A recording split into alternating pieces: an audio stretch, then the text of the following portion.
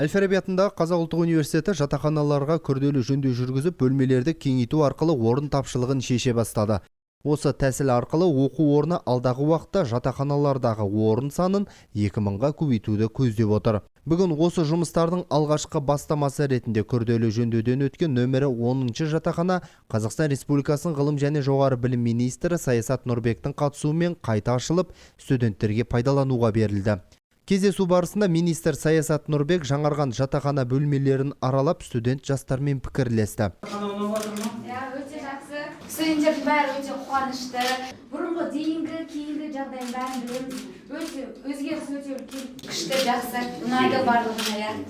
Әл-Фараби атындағы Қазақ ұлттық университетінің басқарма төрағасы ректоры Жансейіт Түймебаев мемлекет басшысының жатақхана тапшылығын шешу тапсырмаларына сәйкес атқарылған жұмыстарды атап өтіп, жатақхананың жөндеуге дейінгі және кейінгі жай-күйімен таныстырды. Жөндеу кезінде ғимараттың сыртқы қасбеті жаңартылып, барлық бөлменің қабырғалары қайта сыланып әрленді.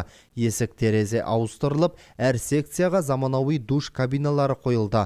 Электр жүйесі қайта жүргізіліп, жарық беруші шамдар жаңадан орнатылды. Бұған қосымша ғимараттың су құбыры мен кәріз жүйесі монтаждалды. Жиһаздарды жаңартылды деп айтуға болады.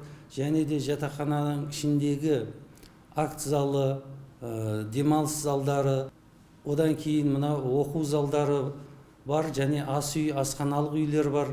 Осылардың барлығындағы қондырғылар, аппараттар жаңартылды.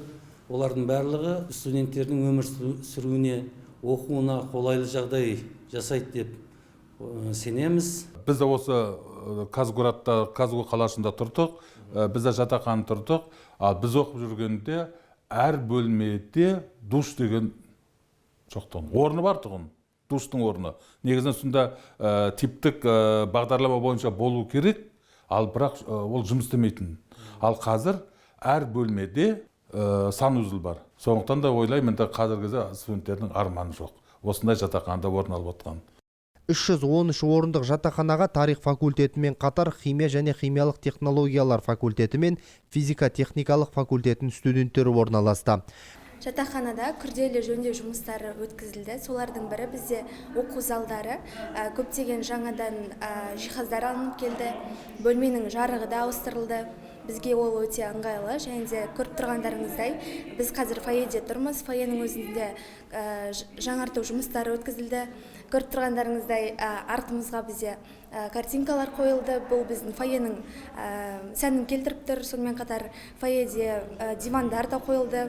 Жалпы мен 4-ші курс болғаннан кейін жатақхананың жағдайы дейінгі және кейінгі жағдайын өте жақсы білемін. Сол себепті де қазіргі жағдай өте жақсы. Студенттер үшін қолайлы жағдай өте жақсы жасалған. Әр бөлмеде душ орналасқан. Жағдай өте жақсы десем де болады. Студенттерге ұнап жатыр. Сонымен қатар бұл жерде біздің жатақханамызда тек қана ішіне ғана емес, сонымен сыртына да күрделі жұмыстар жүргізілді.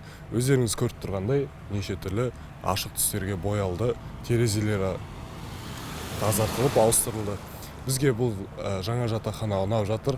Жалпы жатақханада жағдай өте керемет істерге, мысалға біз асхананы айта асханада көптеген жабдықтарды жаңартты. Оның ішінде газовый плита бар, қол жуатын раковинаның өзі қаншама еңбекті алды. Мысалға бұдан бұрын 2 ғана болса, қазір 3 бар.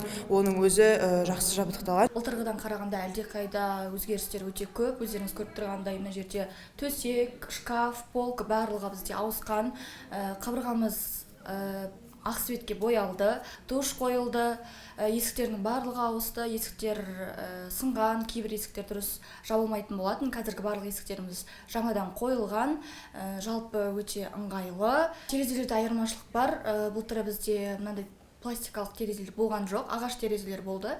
Олардан салқын кіретін, қанша жылу қосқанымен салқын кіріп тұратын. Қазір уже пластикалық терезелер жылы болып тұрады. Ешқандай салқын кірмейді. Қазақ ұлттық университеті алдағы уақытта барлық жатақханаға күрделі жөндеу жұмыстарын жүргізіп, студенттердің әлеуметтік жағдайын жақсарта түспек.